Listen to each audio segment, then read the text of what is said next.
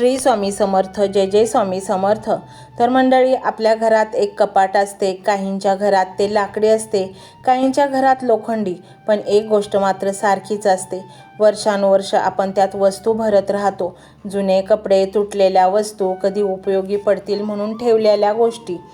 आणि एक दिवस अशी वेळ येते की नवीन वस्तू ठेवायला जागाच उरत नाही. मन घरातील एखादी व्यक्ती म्हणते, हे सगळं आधी बाहेर काढा, मग नवीन ठेवू. मंडळी, मनाचं कपाट याहून वेगळं नाही. फरक एवढाच आहे, घरातील कपाट दिसतं, मनाचं कपाट दिसत नाही. पण तेही सतत भरत असतं. जुन्या आठवणींनी, जुन्या अपयशांनी, जुन्या भीतींनी आणि जुन्या समजुतींनी आणि जुन्या गैरसमजांनी. मंडळी, अनेक लोक आयुष्यभर एकच वाक्य मनात घेऊन जगतात, माझ्याकडून काही होणार नाही, मी दुर्दैवी आहे, माझ्या नशिबात सुख नाही. हे विचार इतके जुने झालेले असतात की त्यांना स्वतःलाच ते सत्य वाटू लागतात. पण विचार करा, जर एखाद्या माणसाने 10 वर्षापूर्वी वर्तमानपत्र अजून जपून ठेवले तर त्याला आजच्या जगातल्या बातम्या कशा कळणार? जुनी माहिती धरून बसलात तर नवीन ज्ञान आत येणार कसे? स्वामी समर्थ नेहमी मनाच्या स्वच्छतेवर भर देतात. कारण परमेश्वराला मनात स्थान हवे असते. पण जेव्हा मन आधीच भरलेले असते तेव्हा श्रद्धा कुठे बसणार? मंडळी, अनेकांना सत्संग ऐकायला आवडतो, प्रवचन ऐकायला आवडते, धार्मिक व्हिडिओ पाहायला आवडतात. पण काही दिवसांनी ते म्हणतात, काही फरक पडत नाही. फरक का पडत नाही माहीत आहे? कारण नवीन विचार येतात, पण त्यांना बसायला जागा मिळत नाही. मनाचे कपाट आधीच भरलेले असते. एखाद्या शेतकऱ्याने नवीन बियाणे आणले, पण शेत तणांनी भरलेले आहे, तर पीक उगवेल का? नाही ना. आधी तण उपटावी लागतील, मगच पीक उगवेल. तसंच आहे, आधी मनातील तण उपटावी लागतील, मगच पीक उगवेल. तसंच आहे, आधी मनातील तण उपटावी लागतील, मगच अध्यात्माची बीजे उगवतील. आज अनेक लोक देवाकडे जातात, पण मनात संशय घेऊन जातात.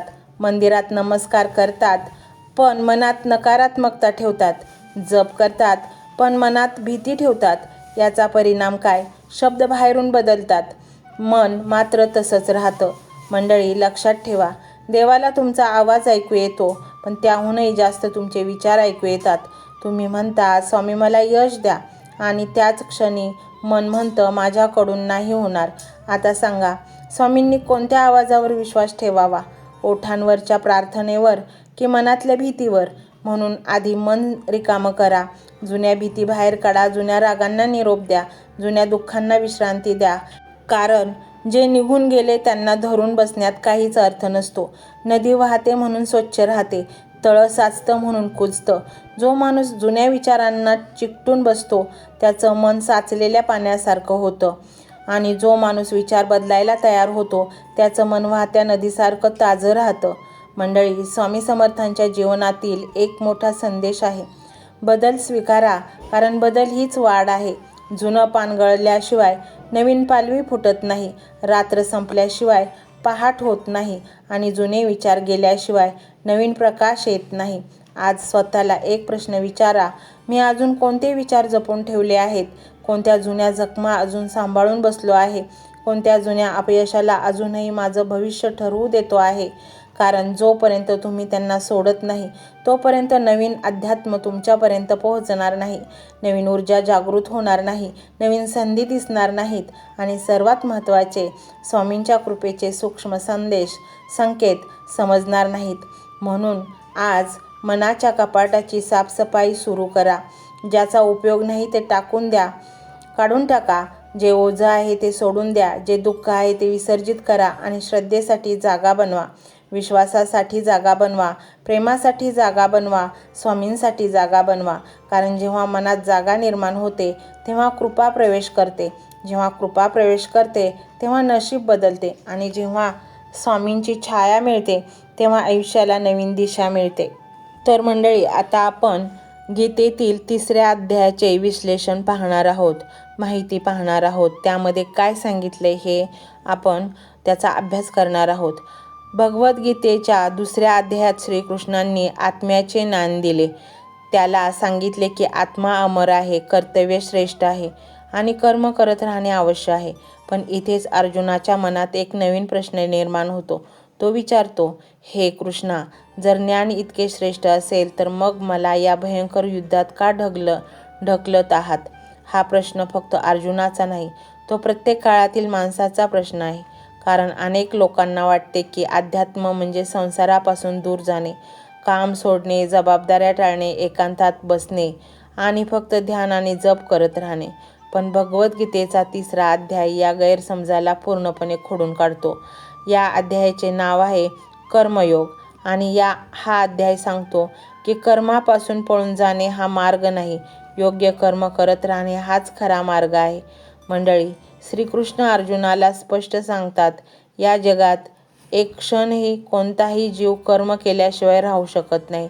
विचार करा, आपण बसलो आहोत तरी श्वास सुरू आहे, हृदय धडधडत आहे, विचार चालू आहेत, शरीरातील लाखो प्रक्रिया सुरू आहेत. म्हणजेच कर्म टाळणे आवश्यक आहे. प्रश्न कर्म करायचे की नाही हा नाही, प्रश्न असा आहे की कर्म कसे करायचे, अहंकाराने, स्वार्थाने की योग भावनेने. मंडळी, आज अनेक लोक म्हणतात मला शांतता हवी आहे, पण त्याच वेळी ते कर्तव्य टाळतात, घरातील जबाबदाऱ्या टाळतात, काम टाळतात, निर्णय टाळतात आणि मग निराश होतात. कारण निष्क्रियता कधीच शांती देत नाही, ती फक्त रिकामेपणाच देते. श्रीकृष्ण एक विलक्षण उदाहरण देतात. ते सांगतात की निसर्गातील प्रत्येक गोष्ट कर्म करत आहे. सूर्य रोज उगवत आहे, नदी वाहते आहे, वृक्ष फळ देत आहेत, पृथ्वी फिरते आहे. कोणीही स्वतःसाठी काम करत नाही, सगळे विश्वाच्या नियमांसाठी कार्य करत आहेत. मग मनुष्यानेच कर्मापासून का पळावे? मंडळी, कर्मयोगाचा सर्वात मोठा संदेश म्हणजे निष्काम कर्म. निष्काम कर्म म्हणजे कर्म सोडणे आणि तर कर्माच्या फळावरील आसक्ती सोडणे. ही गोष्ट समजून घेणे अत्यंत महत्त्वाचे आहे. एक शेतकरी बीज पेरतो, तो पूर्णपणे मेहनत करतो, जमीन तयार करतो, पाणी देतो, काळजी घेतो, पण पाऊस पडेल की नाही हे त्याच्या हातात नसते. जर तो रोज फक्त काळजी करत बसला तर पीक येणार नाही. त्याने आपले काम करणे आवश्यक आहे. तसंच जीवनात अनेक आपल्या हातात प्रयत्न आहेत, परिणाम आहेत, आपल्या हातात कर्म आहेत, पण फळ नाही. म्हणून श्रीकृष्ण म्हणतात, फळाची चिंता सोडा आणि कर्मात पूर्ण मनाने झोकून दे. मंडळी, आज जगातील सर्वात मोठ्या समस्यांपैकी एक म्हणजे अपेक्षा. लोक कामापेक्षा परिणामांवर प्रेम करतात, प्रयत्नापेक्षा कौतुकावर प्रेम करतात, कर्मापेक्षा फळांवर प्रेम करतात आणि जेव्हा अपेक्षेप्रमाणे परिणाम मिळत नाही तेव्हा दुःख जन्माला येते. कर्मयोग संपतो आणि तुझा आनंद फळावर अवलंबून ठेवू नकोस, तो कर्माच्या पवित्रेवर ठेव. 3ऱ्या अध्यायात श्रीकृष्ण राजा जनकाचे उदाहरण देतात. राजा असूनही ते ज्ञानी होते. त्यांनी संसार सोडला नाही, सिंहासन सोडले नाही, जबाबदाऱ्या टाकल्या नाहीत, पण कर्म करत मुक्ती प्राप्त केली. यातून एक महान संदेश मिळतो. मुक्तीसाठी जंगलात जाण्याची गरज नाही, मन शुद्ध करण्यासाठी गरज आहे कार्यालयात काम करताना, शेतीकाम करताना, व्यवसाय काम करताना, घर सांभाळताना, प्रत्येक ठिकाणी कर्मयोग जगता येणे. मंडळी, या अध्यायातील आणखी एक महत्त्वाचा विषय आहे लोकसंग्रह. श्रीकृष्ण म्हणतात, श्रेष्ठ व्यक्ती जे करते सामान्य लोक त्यांचे अनुकरण करतात. म्हणून ज्ञानी व्यक्तीनेही कर्म करणे आवश्यक आहे, कारण समाज त्याच्याकडे पाहत असतो. आज पालकांची कृती मुलं पाहतात, शिक्षकांकडे विद्यार्थी पाहतात, नेत्यांकडे समाज पाहतो. म्हणून प्रत्येक कर्माचा प्रभाव आपल्या पलीकडे जात असतो.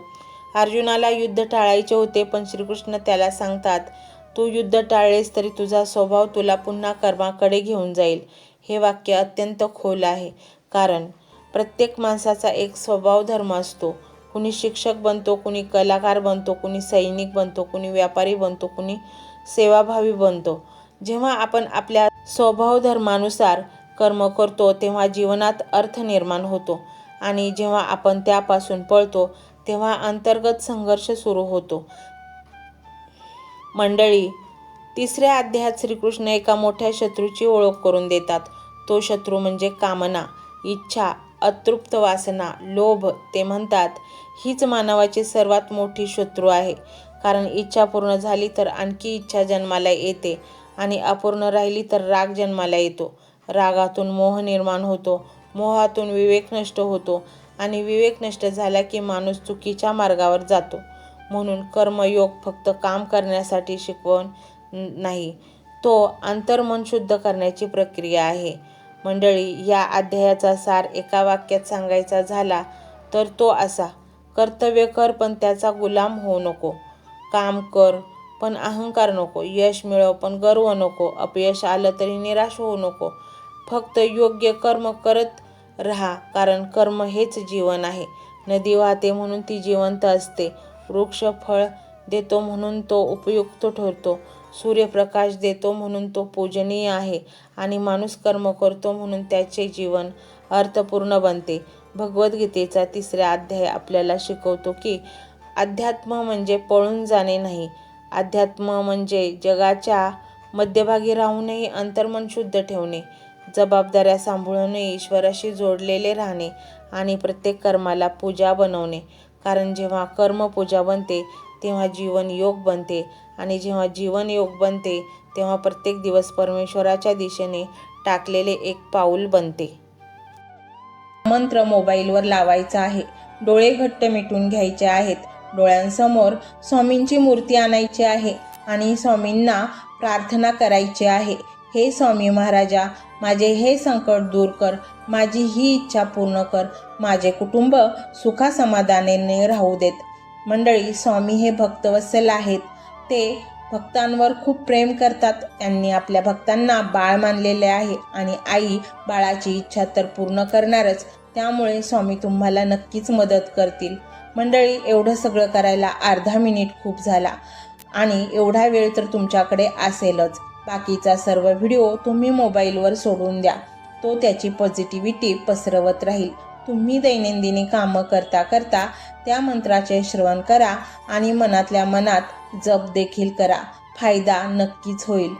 ही डिजिटल सेवा आहे. आज या व्हिडिओच्या माध्यमातून स्वामींचे विचार तुमच्यापर्यंत पोहोचले आहेत.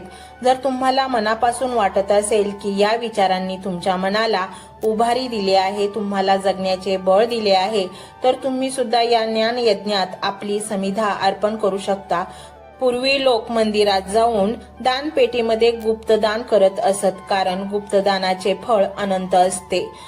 आजच्या युगात व्हिडिओच्या खाली जे सुपर थँक्सचे बटन आहे ते एका डिजिटल दानपेटी सारखेच आहे.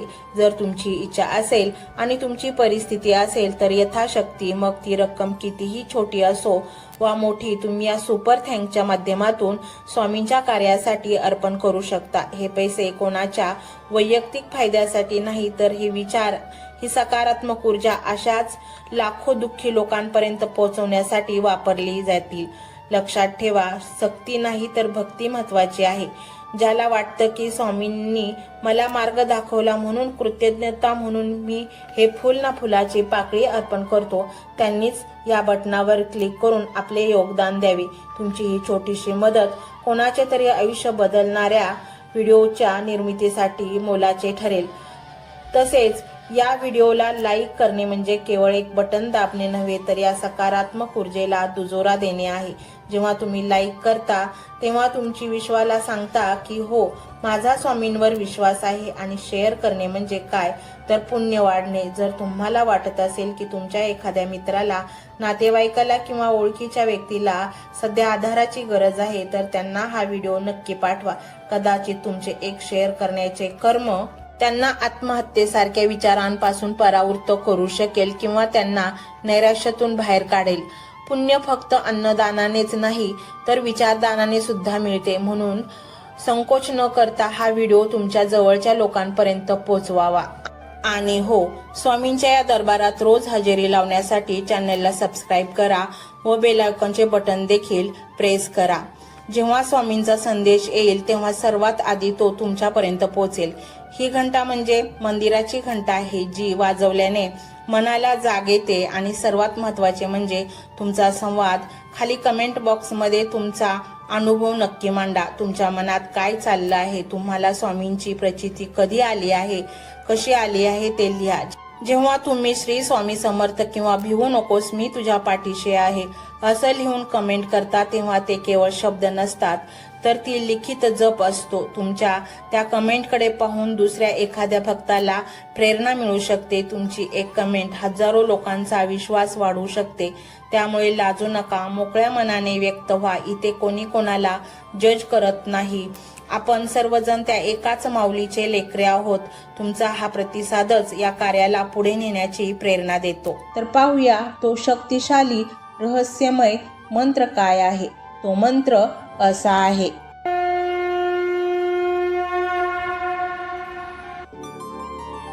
ओम सर्वसौख्यदायकाय श्री स्वामी समर्थाय नमो नमः.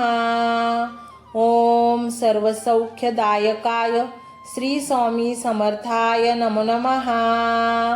ओम सर्वसौख्यदायकाय श्री स्वामी समर्थाय नमो नमः.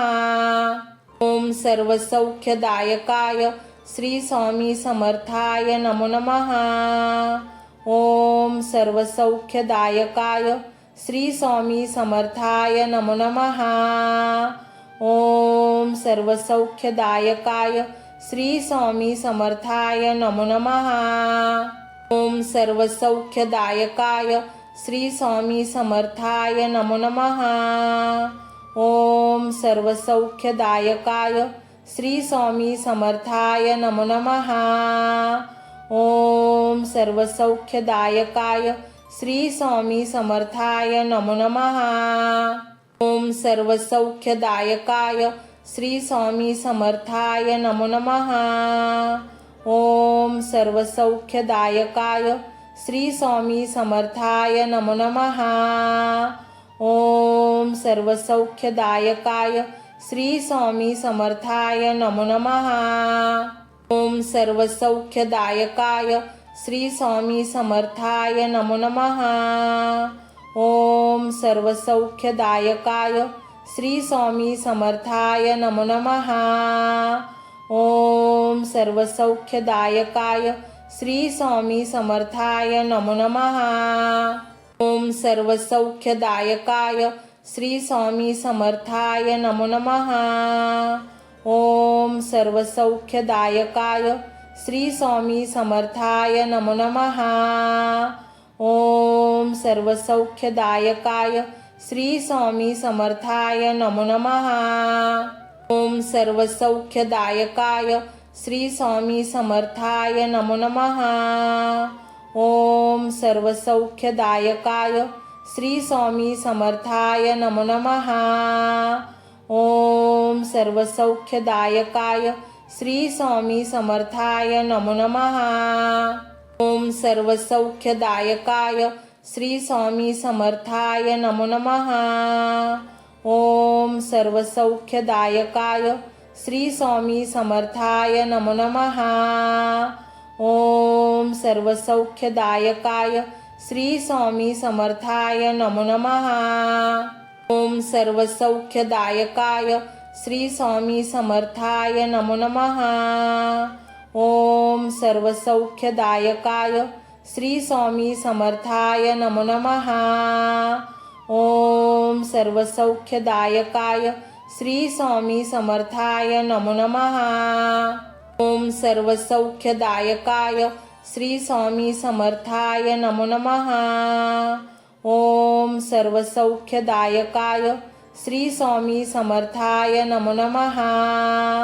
ओम सर्वसौख्यदायकाय श्री स्वामी समर्थाय नमो नमः. ओम सर्वसौख्यदायकाय श्री स्वामी समर्थाय नमो नमः. ओम सर्वसौख्यदायकाय श्री स्वामी समर्थाय नमो नमः. ओम सर्वसौख्यदायकाय श्री स्वामी समर्थाय नमो नमः. ओम सर्वसौख्यदायकाय श्री स्वामी समर्थाय नमो नमः. ओम सर्वसौख्यदायकाय श्री स्वामी समर्थाय नमो नमः. ओम सर्वसौख्यदायकाय श्री स्वामी समर्थाय नमो नमः। ओम सर्वसौख्यदायकाय श्री स्वामी समर्थाय नमो नमः। ओम सर्वसौख्यदायकाय श्री स्वामी समर्थाय नमो नमः। ओम सर्वसौख्यदायकाय श्री स्वामी समर्थाय नमो नमः।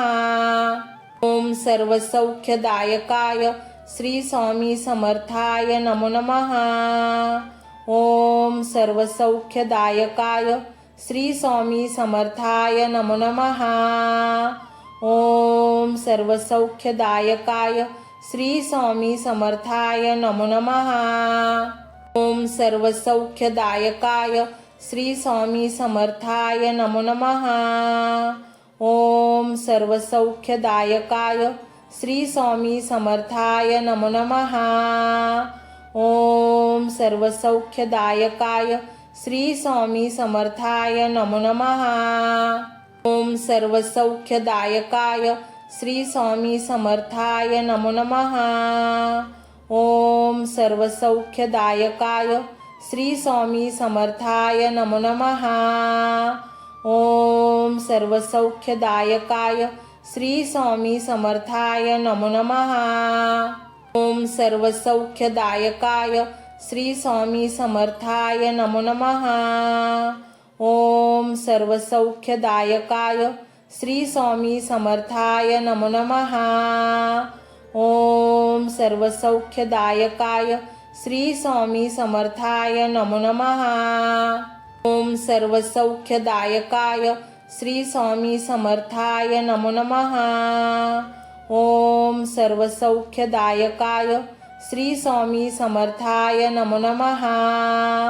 ओम सर्वसौख्यदायकाय श्री स्वामी समर्थाय नमो नमः। ओम सर्वसौख्यदायकाय श्री स्वामी समर्थाय नमो नमः। ओम सर्वसौख्यदायकाय श्री स्वामी समर्थाय नमो नमः। ओम सर्वसौख्यदायकाय श्री स्वामी समर्थाय नमो नमः। ओम सर्वसौख्यदायकाय श्री स्वामी समर्थाय नमो नमः। ओम सर्वसौख्यदायकाय श्री स्वामी समर्थाय नमो नमः। ओम सर्वसौख्यदायकाय श्री स्वामी समर्थाय नमो नमः। ओम सर्वसौख्यदायकाय श्री स्वामी समर्थाय नमो नमः। ओम सर्वसौख्यदायकाय श्री स्वामी समर्थाय नमो नमः। ओम सर्वसौख्यदायकाय श्री स्वामी समर्थाय नमो नमः। ओम सर्वसौख्यदायकाय श्री स्वामी समर्थाय नमो नमः। ओम सर्वसौख्यदायकाय श्री स्वामी समर्थाय नमो नमः। ओम सर्वसौख्यदायकाय श्री स्वामी समर्थाय नमो नमः। ओम सर्वसौख्यदायकाय श्री स्वामी समर्थाय नमो नमः। ओम सर्वसौख्यदायकाय श्री स्वामी समर्थाय नमो नमः। ओम सर्वसौख्यदायकाय श्री स्वामी समर्थाय नमो नमः। ओम सर्वसौख्यदायकाय श्री स्वामी समर्थाय नमो नमः। ओम सर्वसौख्यदायकाय श्री स्वामी समर्थाय नमो नमः। ओम सर्वसौख्यदायकाय श्री स्वामी समर्थाय नमो नमः। ओम सर्वसौख्यदायकाय श्री स्वामी समर्थाय नमो नमः। ओम सर्वसौख्यदायकाय श्री स्वामी समर्थाय नमो नमः। ओम सर्वसौख्यदायकाय श्री स्वामी समर्थाय नमो नमः। ओम सर्वसौख्यदायकाय श्री स्वामी समर्थाय नमो नमः। ओम सर्वसौख्यदायकाय श्री स्वामी समर्थाय नमो नमः। ओम सर्वसौख्यदायकाय श्री स्वामी समर्थाय नमो नमः। ओम सर्वसौख्यदायकाय श्री स्वामी समर्थाय नमो नमः। ओम सर्वसौख्यदायकाय श्री स्वामी समर्थाय नमो नमः। ओम सर्वसौख्यदायकाय श्री स्वामी समर्थाय नमो नमः।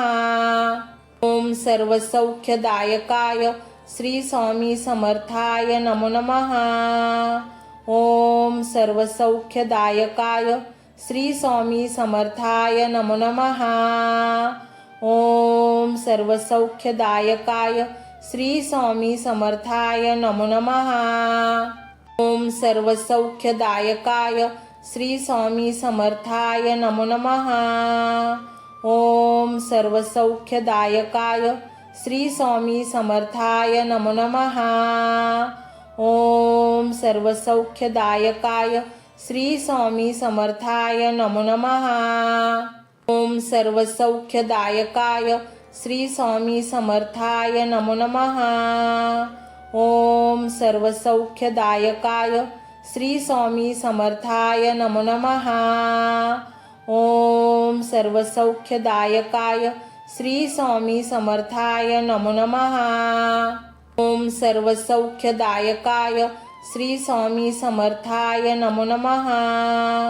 ओम सर्वसौख्यदायकाय श्री स्वामी समर्थाय नमो नमः।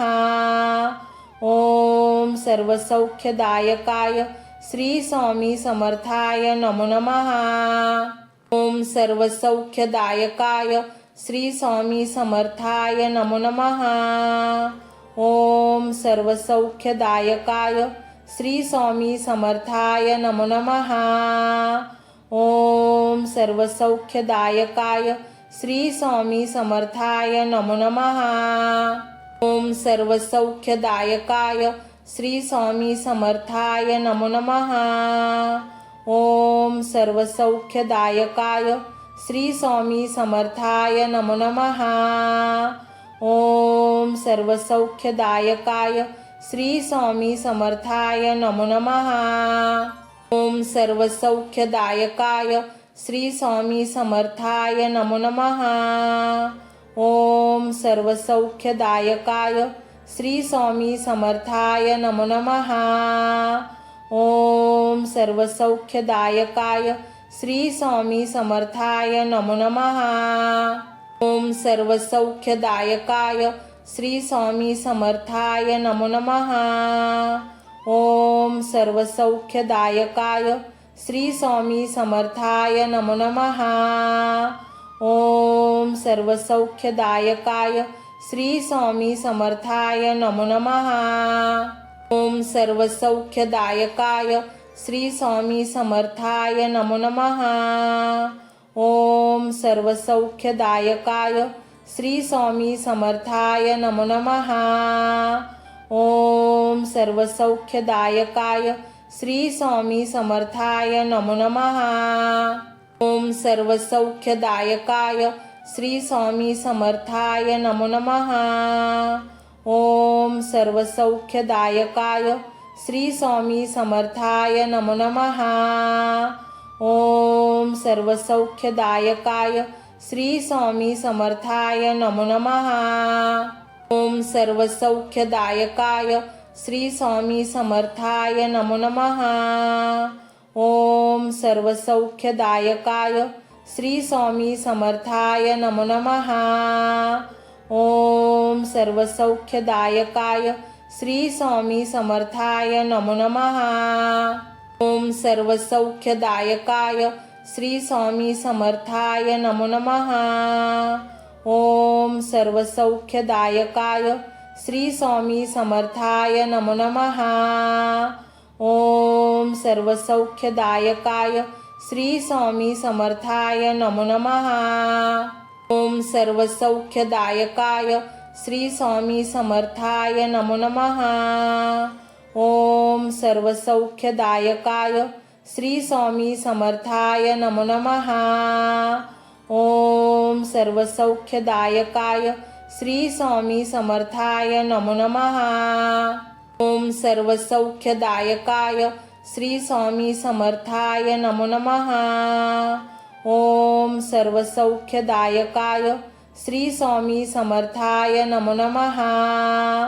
ओम सर्वसौख्यदायकाय श्री स्वामी समर्थाय नमो नमः।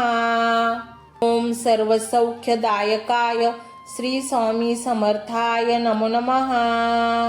ओम सर्वसौख्यदायकाय श्री स्वामी समर्थाय नमो नमः। ओम सर्वसौख्यदायकाय श्री स्वामी समर्थाय नमो नमः। ओम सर्वसौख्यदायकाय श्री स्वामी समर्थाय नमो नमः। ओम सर्वसौख्यदायकाय श्री स्वामी समर्थाय नमो नमः। ओम सर्वसौख्यदायकाय श्री स्वामी समर्थाय नमो नमः। ओम सर्वसौख्यदायकाय श्री स्वामी समर्थाय नमो नमः। ओम सर्वसौख्यदायकाय श्री स्वामी समर्थाय नमो नमः। ओम सर्वसौख्यदायकाय श्री स्वामी समर्थाय नमो नमः।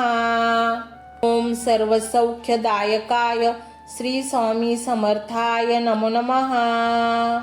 ओम सर्वसौख्यदायकाय श्री स्वामी समर्थाय नमो नमः। ओम सर्वसौख्यदायकाय श्री स्वामी समर्थाय नमो नमः। ओम सर्वसौख्यदायकाय श्री स्वामी समर्थाय नमो नमः। ओम सर्वसौख्यदायकाय श्री स्वामी समर्थाय नमो नमः। ओम सर्वसौख्यदायकाय श्री स्वामी समर्थाय नमो नमः। ओम सर्वसौख्यदायकाय श्री स्वामी समर्थाय नमो नमः। ओम सर्वसौख्यदायकाय श्री स्वामी समर्थाय नमो नमः।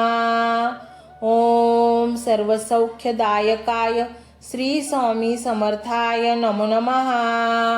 ओम सर्वसौख्यदायकाय श्री स्वामी समर्थाय नमो नमः। ओम सर्वसौख्यदायकाय श्री स्वामी समर्थाय नमो नमः। ओम सर्वसौख्यदायकाय श्री स्वामी समर्थाय नमो नमः। ओम सर्वसौख्यदायकाय श्री स्वामी समर्थाय नमो नमः। ओम सर्वसौख्यदायकाय श्री स्वामी समर्थाय नमो नमः। ओम सर्वसौख्यदायकाय श्री स्वामी समर्थाय नमो नमः। ओम सर्वसौख्यदायकाय श्री स्वामी समर्थाय नमो नमः। ओम सर्वसौख्यदायकाय श्री स्वामी समर्थाय नमो नमः। ओम सर्वसौख्यदायकाय श्री स्वामी समर्थाय नमो नमः। ओम सर्वसौख्यदायकाय श्री स्वामी समर्थाय नमो नमः। ओम सर्वसौख्यदायकाय श्री स्वामी समर्थाय नमो नमः। ओम सर्वसौख्यदायकाय श्री स्वामी समर्थाय नमो नमः। ओम सर्वसौख्यदायकाय श्री स्वामी समर्थाय नमो नमः। ओम सर्वसौख्यदायकाय श्री स्वामी समर्थाय नमो नमः। ओम सर्वसौख्यदायकाय श्री स्वामी समर्थाय नमो नमः। ओम सर्वसौख्यदायकाय श्री स्वामी समर्थाय नमो नमः। ओम सर्वसौख्यदायकाय श्री स्वामी समर्थाय नमो नमः। ओम सर्वसौख्यदायकाय श्री स्वामी समर्थाय नमो नमः। ओम सर्वसौख्यदायकाय श्री स्वामी समर्थाय नमो नमः। ओम सर्वसौख्यदायकाय श्री स्वामी समर्थाय नमो नमः। ओम सर्वसौख्यदायकाय श्री स्वामी समर्थाय नमो नमः। ओम सर्वसौख्यदायकाय श्री स्वामी समर्थाय नमो नमः। ओम सर्वसौख्यदायकाय श्री स्वामी समर्थाय नमो नमः। ओम सर्वसौख्यदायकाय श्री स्वामी समर्थाय नमो नमः। ओम सर्वसौख्यदायकाय श्री स्वामी समर्थाय नमो नमः। ओम सर्वसौख्यदायकाय श्री स्वामी समर्थाय नमो नमः। ओम सर्वसौख्यदायकाय श्री स्वामी समर्थाय नमो नमः। ओम सर्वसौख्यदायकाय श्री स्वामी समर्थाय नमो नमः। ओम सर्वसौख्यदायकाय श्री स्वामी समर्थाय नमो नमः। ओम सर्वसौख्यदायकाय श्री स्वामी समर्थाय नमो नमः। ओम सर्वसौख्यदायकाय श्री स्वामी समर्थाय नमो नमः। ओम सर्वसौख्यदायकाय श्री स्वामी समर्थाय नमो नमः। ओम सर्वसौख्यदायकाय श्री स्वामी समर्थाय नमो नमः। ओम सर्वसौख्यदायकाय श्री स्वामी समर्थाय नमो नमः। ओम सर्वसौख्यदायकाय श्री स्वामी समर्थाय नमो नमः। ओम सर्वसौख्यदायकाय श्री स्वामी समर्थाय नमो नमः। ओम सर्वसौख्यदायकाय श्री स्वामी समर्थाय नमो नमः। ओम सर्वसौख्यदायकाय श्री स्वामी समर्थाय नमो नमः। ओम सर्वसौख्यदायकाय श्री स्वामी समर्थाय नमो नमः। ओम सर्वसौख्यदायकाय श्री स्वामी समर्थाय नमो नमः। ओम सर्वसौख्यदायकाय श्री स्वामी समर्थाय नमो नमः। ओम सर्वसौख्यदायकाय श्री स्वामी समर्थाय नमो नमः। ओम सर्वसौख्यदायकाय श्री स्वामी समर्थाय नमो नमः। ओम सर्वसौख्यदायकाय श्री स्वामी समर्थाय नमो नमः। ओम सर्वसौख्यदायकाय श्री स्वामी समर्थाय नमो नमः। ओम सर्वसौख्यदायकाय श्री स्वामी समर्थाय नमो नमः। ओम सर्वसौख्यदायकाय श्री स्वामी समर्थाय नमो नमः।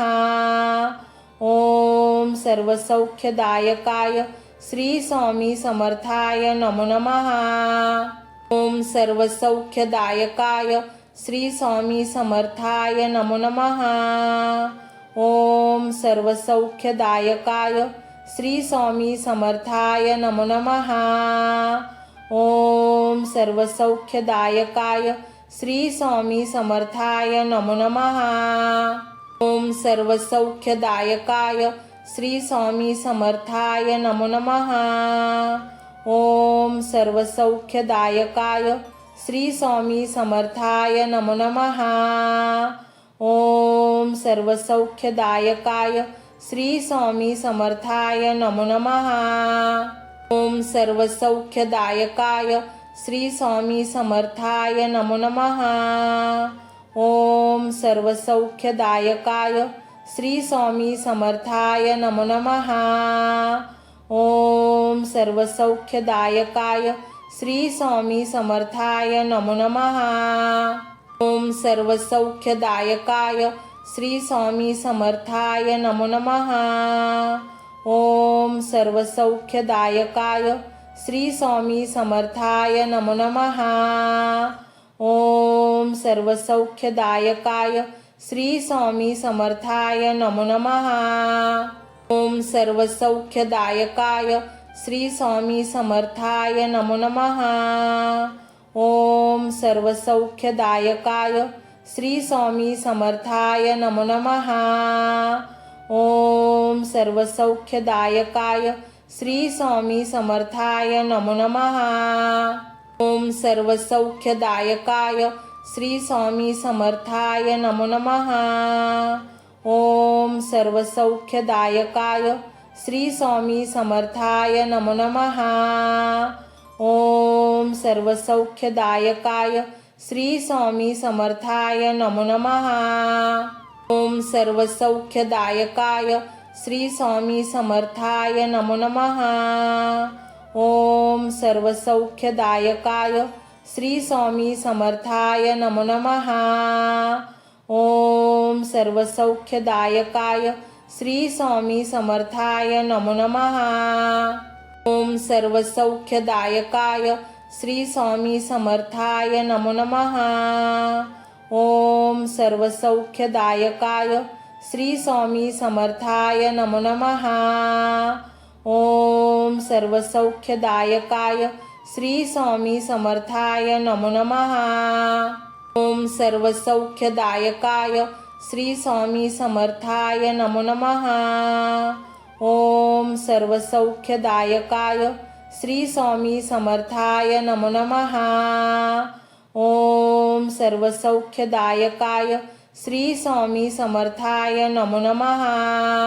ओम सर्वसौख्यदायकाय श्री स्वामी समर्थाय नमो नमः। ओम सर्वसौख्यदायकाय श्री स्वामी समर्थाय नमो नमः। ओम सर्वसौख्यदायकाय श्री स्वामी समर्थाय नमो नमः। ओम सर्वसौख्यदायकाय श्री स्वामी समर्थाय नमो नमः। ओम सर्वसौख्यदायकाय श्री स्वामी समर्थाय नमो नमः।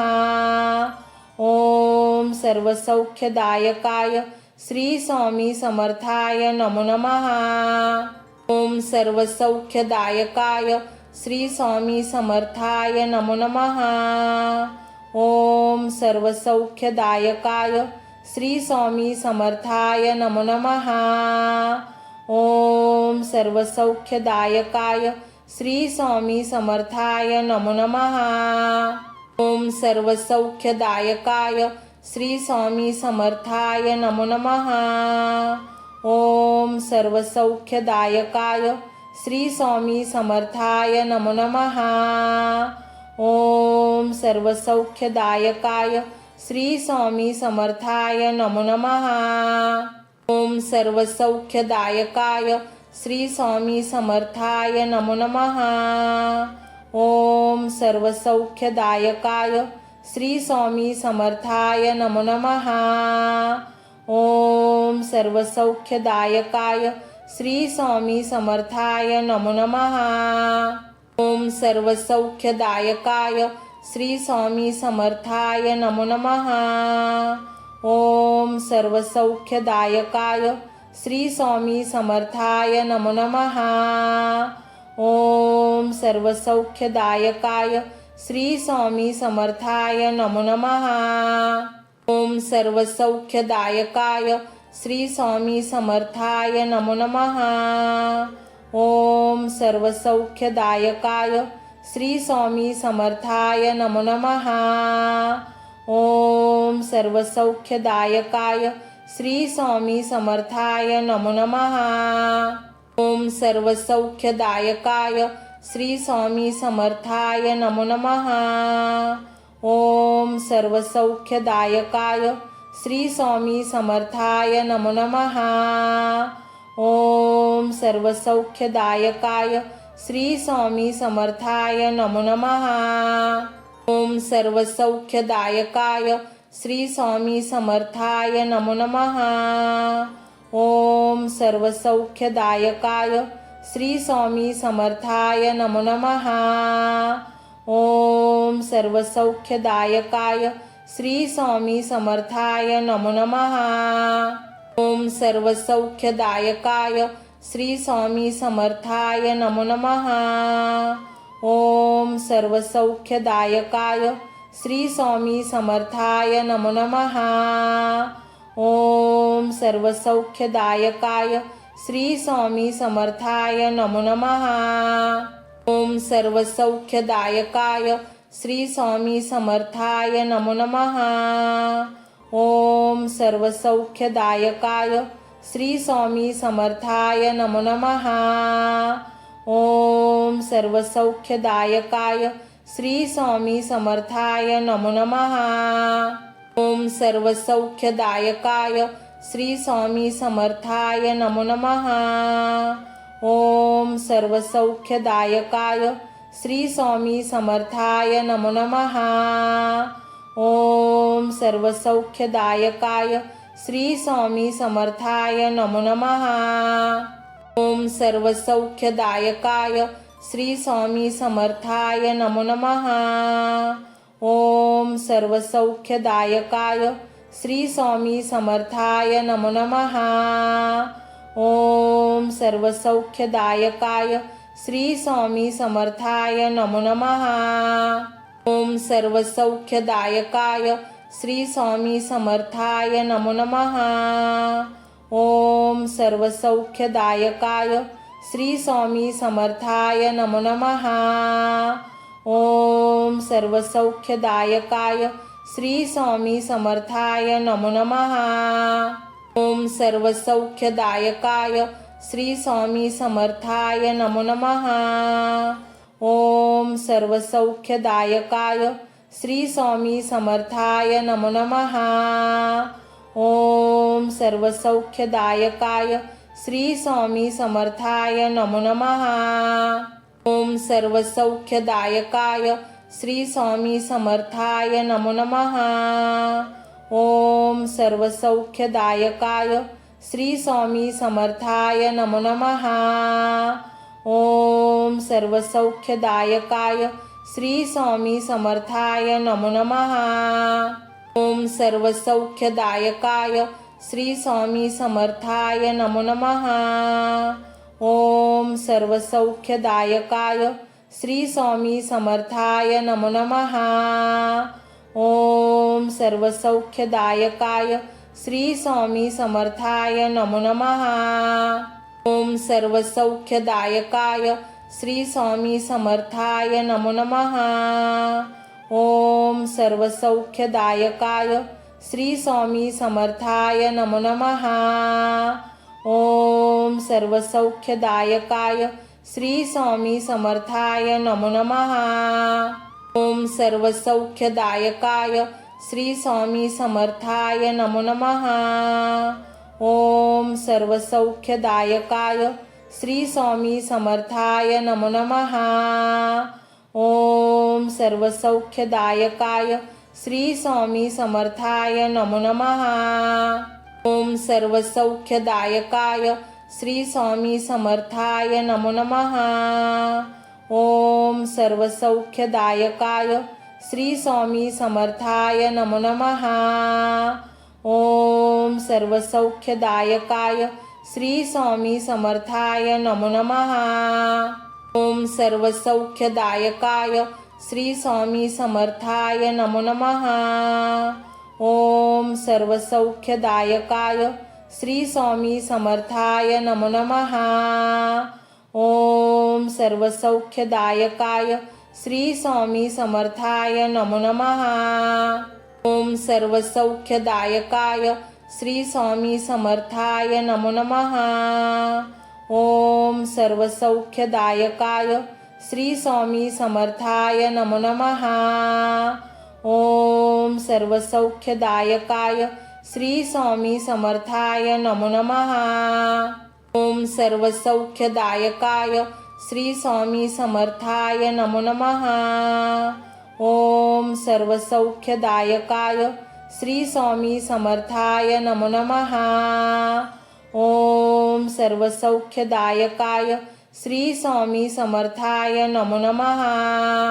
ओम सर्वसौख्यदायकाय श्री स्वामी समर्थाय नमो नमः। ओम सर्वसौख्यदायकाय श्री स्वामी समर्थाय नमो नमः। ओम सर्वसौख्यदायकाय श्री स्वामी समर्थाय नमो नमः। ओम सर्वसौख्यदायकाय श्री स्वामी समर्थाय नमो नमः। ओम सर्वसौख्यदायकाय श्री स्वामी समर्थाय नमो नमः। ओम सर्वसौख्यदायकाय श्री स्वामी समर्थाय नमो नमः। ओम सर्वसौख्यदायकाय श्री स्वामी समर्थाय नमो नमः। ओम सर्वसौख्यदायकाय श्री स्वामी समर्थाय नमो नमः। ओम सर्वसौख्यदायकाय श्री स्वामी समर्थाय नमो नमः। ओम सर्वसौख्यदायकाय श्री स्वामी समर्थाय नमो नमः। ओम सर्वसौख्यदायकाय श्री स्वामी समर्थाय नमो नमः। ओम सर्वसौख्यदायकाय श्री स्वामी समर्थाय नमो नमः। ओम सर्वसौख्यदायकाय श्री स्वामी समर्थाय नमो नमः। ओम सर्वसौख्यदायकाय श्री स्वामी समर्थाय नमो नमः। ओम सर्वसौख्यदायकाय श्री स्वामी समर्थाय नमो नमः। ओम सर्वसौख्यदायकाय श्री स्वामी समर्थाय नमो नमः। ओम सर्वसौख्यदायकाय श्री स्वामी समर्थाय नमो नमः। ओम सर्वसौख्यदायकाय श्री स्वामी समर्थाय नमो नमः। ओम सर्वसौख्यदायकाय श्री स्वामी समर्थाय नमो नमः। ओम सर्वसौख्यदायकाय श्री स्वामी समर्थाय नमो नमः। ओम सर्वसौख्यदायकाय श्री स्वामी समर्थाय नमो नमः। ओम सर्वसौख्यदायकाय श्री स्वामी समर्थाय नमो नमः। ओम सर्वसौख्यदायकाय श्री स्वामी समर्थाय नमो नमः। ओम सर्वसौख्यदायकाय श्री स्वामी समर्थाय नमो नमः। ओम सर्वसौख्यदायकाय श्री स्वामी समर्थाय नमो नमः। ओम सर्वसौख्यदायकाय श्री स्वामी समर्थाय नमो नमः। ओम सर्वसौख्यदायकाय श्री स्वामी समर्थाय नमो नमः। ओम सर्वसौख्यदायकाय श्री स्वामी समर्थाय नमो नमः। ओम सर्वसौख्यदायकाय श्री स्वामी समर्थाय नमो नमः। ओम सर्वसौख्यदायकाय श्री स्वामी समर्थाय नमो नमः। ओम सर्वसौख्यदायकाय श्री स्वामी समर्थाय नमो नमः। ओम सर्वसौख्यदायकाय श्री स्वामी समर्थाय नमो नमः। ओम सर्वसौख्यदायकाय श्री स्वामी समर्थाय नमो नमः। ओम सर्वसौख्यदायकाय श्री स्वामी समर्थाय नमो नमः। ओम सर्वसौख्यदायकाय श्री स्वामी समर्थाय नमो नमः। ओम सर्वसौख्यदायकाय श्री स्वामी समर्थाय नमो नमः। ओम सर्वसौख्यदायकाय श्री स्वामी समर्थाय नमो नमः। ओम सर्वसौख्यदायकाय श्री स्वामी समर्थाय नमो नमः। ओम सर्वसौख्यदायकाय श्री स्वामी समर्थाय नमो नमः।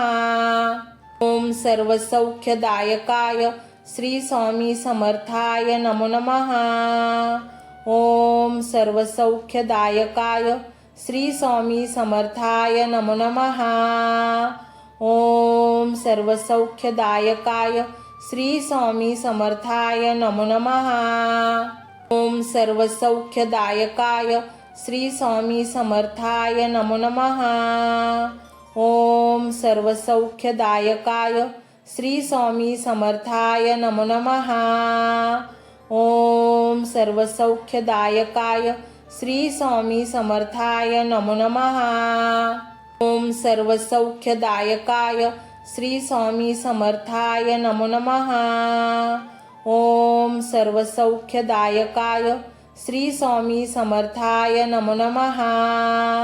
ओम सर्वसौख्यदायकाय श्री स्वामी समर्थाय नमो नमः। ओम सर्वसौख्यदायकाय श्री स्वामी समर्थाय नमो नमः। ओम सर्वसौख्यदायकाय श्री स्वामी समर्थाय नमो नमः। ओम सर्वसौख्यदायकाय श्री स्वामी समर्थाय नमो नमः। ओम सर्वसौख्यदायकाय श्री स्वामी समर्थाय नमो नमः। ओम सर्वसौख्यदायकाय श्री स्वामी समर्थाय नमो नमः। ओम सर्वसौख्यदायकाय श्री स्वामी समर्थाय नमो नमः। ओम सर्वसौख्यदायकाय श्री स्वामी समर्थाय नमो नमः। ओम सर्वसौख्यदायकाय श्री स्वामी समर्थाय नमो नमः। ओम सर्वसौख्यदायकाय श्री स्वामी समर्थाय नमो नमः। ओम सर्वसौख्यदायकाय श्री स्वामी समर्थाय नमो नमः। ओम सर्वसौख्यदायकाय श्री स्वामी समर्थाय नमो नमः। ओम सर्वसौख्यदायकाय श्री स्वामी समर्थाय नमो नमः। ओम सर्वसौख्यदायकाय श्री स्वामी समर्थाय नमो नमः। ओम सर्वसौख्यदायकाय श्री स्वामी समर्थाय नमो नमः। ओम सर्वसौख्यदायकाय श्री स्वामी समर्थाय नमो नमः। ओम सर्वसौख्यदायकाय श्री स्वामी समर्थाय नमो नमः। ओम सर्वसौख्यदायकाय श्री स्वामी समर्थाय नमो नमः। ओम सर्वसौख्यदायकाय श्री स्वामी समर्थाय नमो नमः। ओम सर्वसौख्यदायकाय श्री स्वामी समर्थाय नमो नमः। ओम सर्वसौख्यदायकाय श्री स्वामी समर्थाय नमो नमः। ओम सर्वसौख्यदायकाय श्री स्वामी समर्थाय नमो नमः। ओम सर्वसौख्यदायकाय श्री स्वामी समर्थाय नमो नमः। ओम सर्वसौख्यदायकाय श्री स्वामी समर्थाय नमो नमः। ओम सर्वसौख्यदायकाय श्री स्वामी समर्थाय नमो नमः। ओम सर्वसौख्यदायकाय श्री स्वामी समर्थाय नमो नमः। ओम सर्वसौख्यदायकाय श्री स्वामी समर्थाय नमो नमः।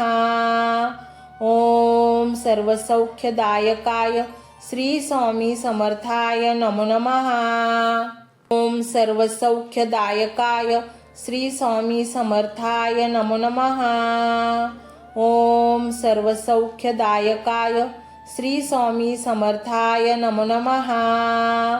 ओम सर्वसौख्यदायकाय श्री स्वामी समर्थाय नमो नमः।